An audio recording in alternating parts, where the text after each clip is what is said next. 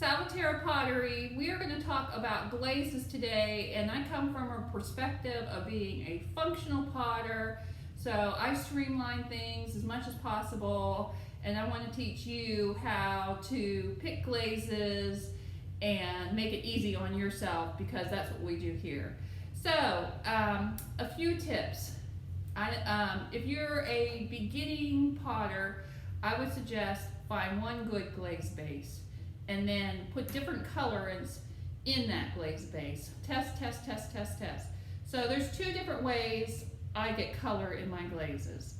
One is I use oxides like cobalt, copper, rutile, iron oxides, one of my personal favorites.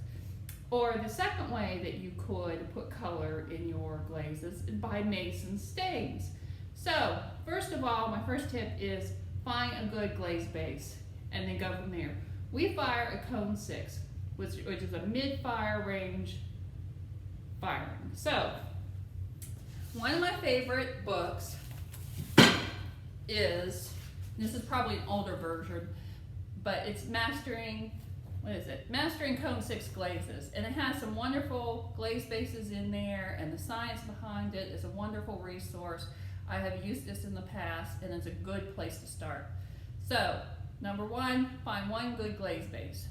Number two, after you find a good glaze base that just is tolerant, doesn't craze, doesn't cause a lot of problems in the kiln, doesn't move off the pot too much, whatever the problems are, stick with it, and then start adjusting the glaze with your color add-ins. So I love using a lot of iron. I do a lot of iron saturated glazes, and I like using rutile and titanium. A lot of folks ask me if my glazes are fired in a gas kiln because they have a beautiful melting, multicolored kind of look.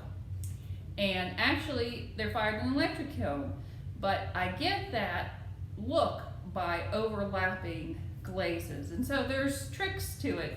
You know, your glazes can't be too thick or they're going to run off the pot and you're going to have a lot of problems. So you have to be real careful when you're overlapping glazes to get them just the right thickness. I talked about that somewhat on another video, but overlapping to me is a key, and using titanium or rutile also helps with that. So if you want an easy route for getting some beautiful glazes, start with your good glaze base and then use mason stains. And mason stains are out of East Liverpool, Ohio. I know that because I grew up in Ohio, used to drive through East Liverpool when I used to go to college to Kent State University. So anyway, yeah, like you need to know that. But so this is a super, super old guide from Mason Stain. That's a really important guide that you'll want to use. And my local clay store actually sells these. It used to be $2 when I got this one probably 15 years ago. I don't know how much it is. Or maybe Mason Stain even gives them to you for free. But it has pictures of all the different colors that you can get with Mason Stains. And then the guidelines or the requirements that that particular Mason Stain needs in order to produce the color that's close to this picture. So some of them require like 12% calcium in it, which is like your reds, your pinks, your burgundies, your purples. A lot of times need calcium. Some of them say don't have zinc in your glaze. Some of them say do have zinc in your glaze. So that is all in this little brochure. And by the way, they actually have this on their website. You don't even have to get the little brochure, although I find it handy. I refer to it all the time. You can tell by how ripped up it is that I'm always going back to this. So the deal with Mason Stains, you know, I talked about all that beautiful variegated melting colors that we get on our pots. Not so much with using Mason Stains. Mason Stains will give more of a just a good solid color. So let me show you a couple tests that I just put in recently. They're just tests, that's it. But I wanted to see how they broke over raised lettering.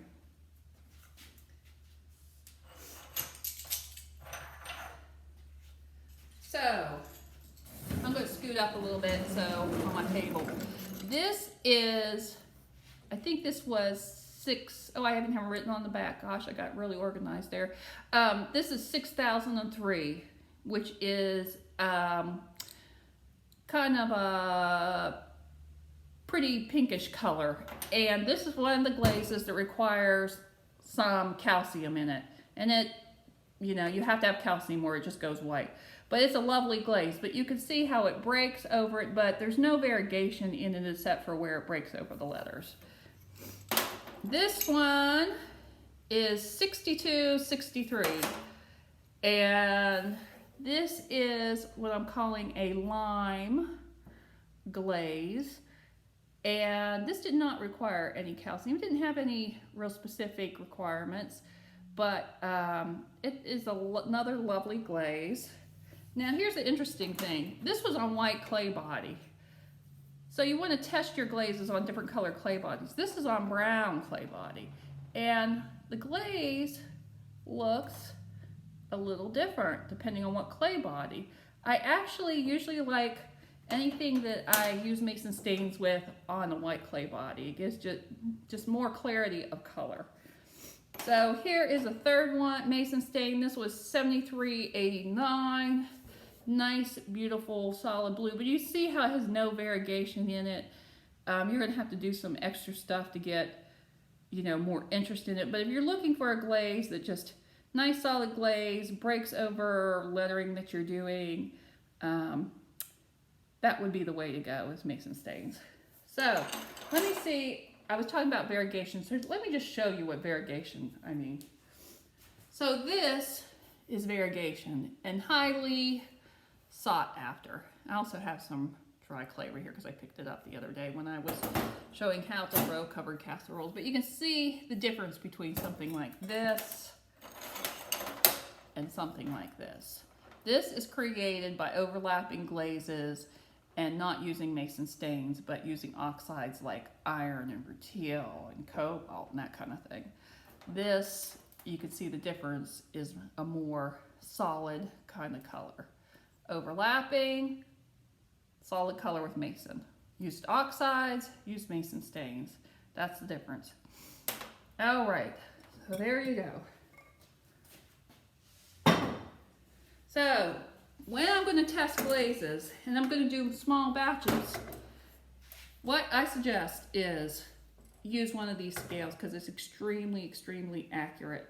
When I'm making big batches, 30,000, 40,000, 50,000 grams of glaze, I don't use this scale. I just use a regular old digital scale because the quantity is so large that the little bit of inaccuracy there might be in that big of a glaze container, it doesn't really matter. But when you're testing, you really want to be very specific. So I usually start out with, if I'm going to do, let's say I'm going to do 5 different colors of tests. First base test run. Make 500 grams of glaze.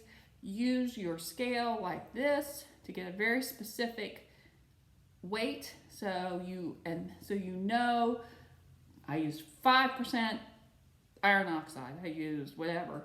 Because when you do a test, you don't want to be kind of wishy-washy and then later on go, I'm not sure how I got that color and I love that color. Take really great notes, use a good scale, and run your first row of tests. Do 500 grams, split the glaze up in 5 little containers, put the different oxides right on the back of your test, what it was, because I'll tell you what, how many times, I can't tell you, I did a test, didn't write on the back, didn't care for the glaze too much, and then 3 years later I come back to this test and I'm like, oh my gosh, I love this glaze, why didn't I use this? And I look on the back and I didn't mark what was on it. So log it somehow, because otherwise you're going to be reworking your glaze testing, and you may never figure out how you actually did that darn glaze that you actually really, really love if you don't write on it. So document it somehow. Anyway, I hope those tips are helpful. The mason stain, the oxides, the Mastering Cone 6 glaze, the scale, and hopefully that'll give you a good start with glazing. We only use like 3 glaze bases out of everything I do. One of them has calcium in it for my pinks and reds. One of them is my standard, very standard glaze that I put different oxides in. And another one is just a specialty glaze that I like that gives me some different variegation, and it's a matte rather than a glossy. So we sell bunches of pots every year, and we stick with only a few glaze bases. So if you think, oh, I have to have a million glaze bases, no, not really.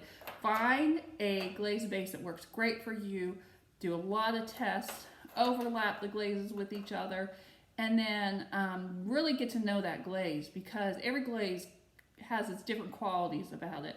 And once you really get to know your glaze and really using it with different oxides, that's when you get your best results. Another tip about glazing that I forgot to add in my video. You know, we make pots for people to eat out of, and there's a certain amount of responsibility when you do that because of safety reasons. So when you are picking out ingredients for your glazes, make sure you do the research on safety with them for being food safe. Like, we never use lead in our glazes, and I think that's pretty much common sense these days. But another thing we don't use is cadmium. And you know, cadmium doesn't get as much public conversation as like lead, but cadmium is actually worse than lead in a glaze. And so we don't use cadmium. And there are a lot of, let's say, beautiful reds out there that people like, but some of them have cadmium in them, and that's a line we won't cross. So the warning is, do your research, know what you're putting in your glaze, make sure your glazes are durable, test them before you put them out to be used by your friends, by yourself, or when you choose to start selling your work. So there's a lot to learn, and a more mature potter learns more and more and more, and has a large, wide knowledge base, I would say. So if you're going to buy pottery, make sure you're buying pottery from a potter that understands those things as best as they can. So those are my tips today about glazing. I wish you the best of luck with it. Not an expert on it, but have a lot of experience with it. Hope this is helpful. Please subscribe to our YouTube channel. Down below this thing here, you can click and say subscribe. That will help us, or at the very least give us a thumbs up. Check out our website at salvaterrapottery.com. Appreciate you tuning in. We'll see you next time. Thanks. Bye.